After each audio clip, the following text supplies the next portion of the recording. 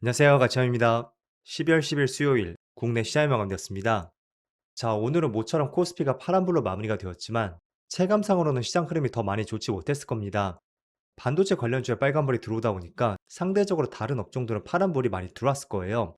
그래서 시장에 약간의 왜곡이 있었다고 생각이 됐고, 어쨌든 오늘은 코스피가 0.2% 빠졌습니다. 그리고 코스닥은 0.39%로 빨간불이 들어왔습니다. 지금 쌍봉 형태로 고점 부분까지 지수가 올라왔는데 여기서 빠지지 않고 버틴다는 것은 저는 개인적으로 2차 상승을 준비하고 있다, 이렇게 해석을 하고 있습니다. 그럼 코스닥 안에서 어떤 업종들이 상승이 나올지 제가 시장에서 주목해야 되는 업종에 대해서 계속 말씀을 드리고 있습니다. 그런 업종들을 계속 주목해 보세요. 그리고 코스피 상위족들을 보면 오늘은 하이닉스가 3.7%의 좋은 흐름이 있었고요. 그리고 그 외에는 파란불이 더 많이 보이는 것 같습니다. 특히 방산 관련주가 가장 좋지 못했었네요. 이어서 코스닥. 코스닥은 에코프로 그룹주가 조금은 쉬어갔었고요. 그리고 그 외의 종목들, 전체적으로 빨간불이 많이 보이는 것 같습니다. 이렇게 보니까 오늘은 코스닥 내에서 바이오주가 강세를 보였던 것 같습니다. 그리고 코스피 수급을 보면 오늘은 기관만 나홀로 순매도가 있었고요. 3,400억의 순매도가 있었습니다. 기관은 오랜만에 많은 순매도가 있었네요. 그리고 코스닥. 반대로 코스닥은 기관과 외국인의 양매수가 들어왔습니다. 그리고 삼성전자. 오늘은 기관과 외국인의 양매도가 있었고요. 이어서 SK하이닉스. 자, 오늘은 모처럼 외국인의 7천억 이상의 많은 순매수가 들어왔습니다. 최근 한 달 내에 있어서 가장 많은 순매수입니다. 그래서 오늘 코스피 상위 종목 내에서 가장 좋은 흐름이 있었고요. 그리고 며칠 전에 30만 원을 돌파했던 현대차. 기관 쪽에서는 꾸준히 순매수가 들어오고 있지만 외국인 쪽에서 지금 3일 연속으로 순매도가 이어지고 있습니다. 물론 3일 동안 빠져나갔던 순매도 규모를 보더라도 지난주 급등이 나왔던 이틀 동안에 그 수급에 비해서는 한참 못 미치는 것 같습니다. 또 최근에 좋은 흐름이 있었던 에코프로비엠. 오늘은 별다른 수급 변화는 없었습니다. 그럼 이어서 주체별 매매 동향에 대해서 살펴보도록 하겠습니다. 12월 10일 외국인이 가장 많이 매수한 종목은 SK하이닉스, ABL바이오, 이스페타시스, 올릭스, 일동제약, 이렇게 순서대로 매수했고, 그리고 기관. 기관은 현대차, ABL바이오, 현대모비스, 하이브, 기아. 기관은 전반적으로 자동차 관련주를 주목했던 것 같습니다. 이어서 해외 증시를 보겠습니다. 어제는 미국의 3대 지수가 모두 조용하게 마무리되었습니다. 나스닥은 플러스 0.1%였고요. 그리고 S&P 500도 거의 전날과 비슷했습니다. 또 다우지수만 0.3%의 파란불이 들어왔었네요. 그리고 반도체도 전날과 거의 비슷했었죠. 그리고 추가적으로 아시아 증시, 일본은 마이너스 0.2%, 대만은 0.5%의 빨간불이 들어오고 있습니다. 그리고 중국 증시는 0.7% 빠지고 있습니다. 자, 우선 아시겠지만 내일 새벽에는 미국의 FMC가 있습니다. 일단은 제가 바라보는 관점은 그거예요. 첫 번째로 지금 시장에서 나오는 가능성을 볼 때는 1차적으로 금리 인하를 할 것 같습니다. 그리고 두 번째는 과연 금리 인하를 했다고 해도 주식시장이 지금처럼 상승 추세를 이어갈 수 있는지, 그거는 조금은 다르게 해석할 필요가 있는 것 같아요. 어쨌든 저는 최근에 12월의 상승폭에 있어서는 금리 인하 기대감이 충분히 반영이 되었다고 생각이 됩니다. 그럼 역설적으로 만약에 정말로 금리 인하를 하게 되면 시장은 팩트 발표했다는 차익 매물이 나올 수도 있고요. 또 반대로 제 생각과 다르게 지속적인 상승이 나올 수도 있겠죠. 그래서 어찌 본다면 두 가지 경우의 수를 지금 말하고 있다고 생각을 할 수도 있는데요. 제가 드리고 싶은 말씀은 그거예요. 우리가 시장의 방향성에 대해서 한 가지만 정의해서 그대로 갈 것이다, 이렇게 결론을 내리는 것은 굉장히 위험하다는 거죠. 그래서 항상 어떤 경제지표 발표라든지 또는 중요한 이벤트가 있을 때 그때는 항상 두 가지 경우의 수를 우리가 나눠볼 수가 있습니다. 즉 주식시장은 우리가 하나를 맞추는 게임이 아니잖아요.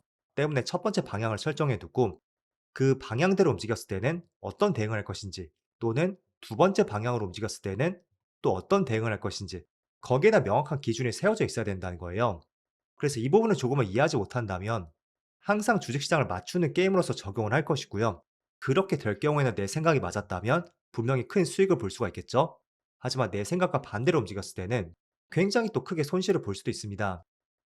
자, 그래서 저는 연말까지는 어쨌든 시장이 좋을 것으로 판단이 되지만 어쨌든 FMC를 전후로 해서 일단 1차적으로 시장의 상승이 많이 나왔었죠.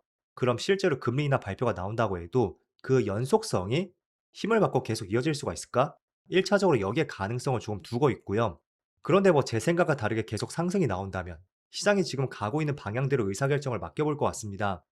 그래서 주식은 우리가 하나를 맞추는 게임이 아닌 만큼 항상 여러 가지 가능성을 두고 각각의 개별 시나리오를 세우는 것을 권장해 드리겠습니다. 그리고 또 내일 아침에는 AI 기업인 오라클의 실적 발표도 있습니다. 그래서 그것도 한번 중요하게 보시고요.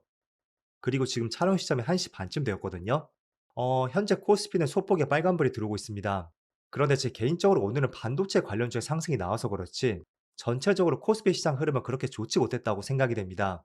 지금 제가 촬영하는 시점만 해도 코스피 내에서 상승 종목이 300개, 그리고 하락하는 종목이 570개 정도 됩니다. 즉 하락하는 종목이 2배 정도 많다는 거죠. 그래서 오늘은 전체적으로 시장에 조금은 왜곡이 있었고요. 그럼에도 불구하고 반도체 관련주의 시장 흐름은 좋았습니다. 삼성전자는 비록 소폭의 빨간불이 들어오고 있지만 지금 하이닉스는 4.5% 급등이 나오고 있습니다. 일단은 21선이 깨졌었고 다시 21선을 돌파했다는 것은 제가 계속 강조해드리고 있었죠. 우리가 21선 위에 있을 때는 조금은 긍정적으로 볼 필요가 있고 가급적이면 21선 위에 있는 종목들을 매수하는 것이 빠르게 수익이 날 수 있다는 말씀드렸습니다. 그래서 이 종목도 거의 한 달 가까이 21선이 깨졌었는데 이틀 전에 ADR 이슈가 나오면서 21선을 돌파를 했었거든요. 그리고 어제는 조금 쉬어갔었죠. 하지만 오늘 다시 4.5% 급등이 나오고 있습니다. 자, 일단 재료를 몇 가지 살펴보면 이틀 전에 나왔던 ADR 이슈 있죠. 그때까지는 팩트보다는 썰로 우리가 받아들였다면 오늘은 실제로 하이닉스 측에서 검토 중이라는 팩트 발표가 있었습니다.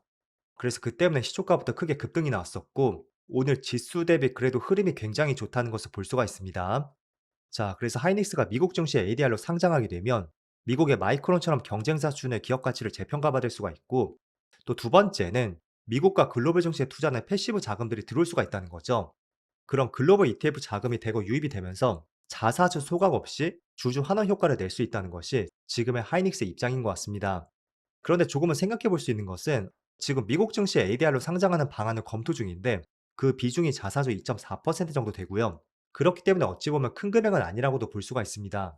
하지만 어쨌든 미국 증시에 자사주가 상장을 한다는 것은 기업 가치 재평가에 대한 인식이 생길 수도 있고 또 이런 부분 때문인지 이틀 전부터 외인들의 수급이 계속 들어온다는 것도 긍정적으로 볼 수 있는 요인이 될 것 같습니다.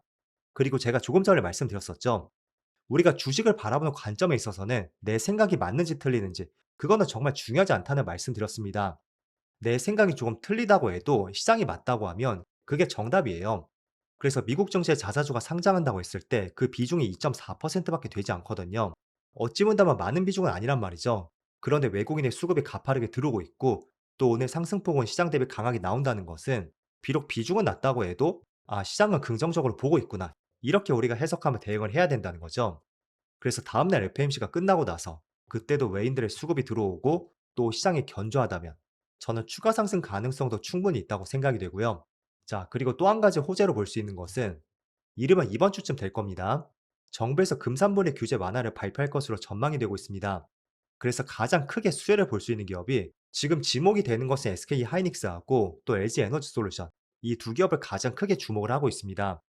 일단 금산분리 규제가 완화가 된다면 국가 첨단 전략 산업에 영위하는 기업들이 있죠. 이런 기업들은 투자에 숨통이 트일 수가 있습니다. 왜냐하면 현재는 지주사의 손자회사 있죠.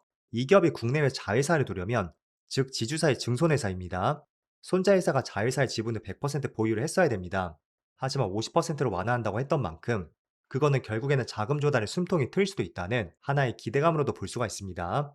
그래서 아직까지는 발표되지 않았지만 한 가지 기대해 볼 수 있는 요소로 보시면 좋을 것 같습니다. 자, 그리고 오늘은 반도체가 시장에서 많은 주목을 받다 보니까 상대적으로 2차전지 관련주, 오늘 좋은 뉴스가 나왔음에도 불구하고 조금은 아쉬운 흐름이 이어지고 있습니다. 하지만 중요한 것은 그거예요. 며칠 전에 LG 엔솔도 수주 공시가 나왔었죠? 그때도 2조 원 정도 됐던 것 같은데 어쨌든 삼성 SDI도 마찬가지로 배터리 쪽에서 대규모 수주 공시가 나왔다는 것은 전체적으로 2차전지 분위기에 대해서 시장이 조금씩 돌아서고 있나? 이런 생각과 인식이 점차 강해질 수가 있고 이런 경우라면 반도체가 조금은 쉬어갈 때 그때는 뭐 대타 업종으로서 2차 전지라든지 또는 로봇, 바이오 이런 업종들로 수급이 이동할 가능성도 충분히 높습니다. 그래서 최근에 에코프로 그룹주의 흐름도 괜찮았었고요. 2차 전지가 다시 한번 저점에서 반등이 나오고 있잖아요. 그렇지만 조금은 아쉬운 흐름이 나온다고 해도 최근에 반도체가 다시 한번 반등이 나오고 있지만 이게 쉬지 않고 상승이 나오는 종목은 어디에도 없습니다.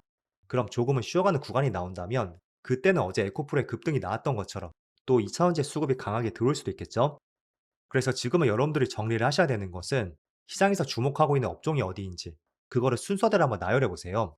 제가 볼 때는 뭐 반도체, 2차전지, 그리고 로봇 여기서 뭐 강도의 차이는 있겠지만 현재는 이 세 개가 가장 크게 떠오르고 있고요. 물론 바이오주가 포함이 될 수도 있습니다. 하지만 저는 바이오주를 그렇게 선호하진 않고 있고, 바이오주를 배제했을 때는 이 세 개 업종이 가장 크게 눈에 띄는 것 같습니다. 그래서 그 업종들이 조금씩 순서가 돌아갈 수는 있겠죠? 하지만 키포인트는 시장이 어떤 업종들을 지금 선호하고 있는지, 그게 시장을 바라보는 가장 큰 핵심이라는 말씀 드리겠습니다. 자, 그래도 코스피가 지난달부터 조금씩 반등이 이어지고 있는데, 이번 주에 실적 발표라든지 또 FMCA까지 이런 중요한 일정들이 지금 코앞에 있고, 그 발표와 결과에 따라서 또 단기적으로 시장이 지금의 추세와 다르게 움직일 수도 있습니다. 그렇지만 제가 중반부에 말씀드렸었죠. 우리가 방향을 하나로 맞추려고 하지 말고, 어떤 방향이 나오던 나는 그때는 어떤 대응을 할 것인지, 그 몇 가지 계획들을 세우는 것이 훨씬 중요하다는 말씀 드리겠습니다. 그래서 이 부분은 정말 중요하게 보시고요. 어쨌든 내일 아침에도 우려와 달리 시장이 좋은 흐름이 이어질 수 있기를 저도 한번 기원해 보겠습니다. 그럼 오늘도 늦은 시간까지 수고 많으셨고요. 저는 내일 영상에서 다시 찾아뵙도록 하겠습니다. 모두 즐거운 저녁 되세요. 감사합니다.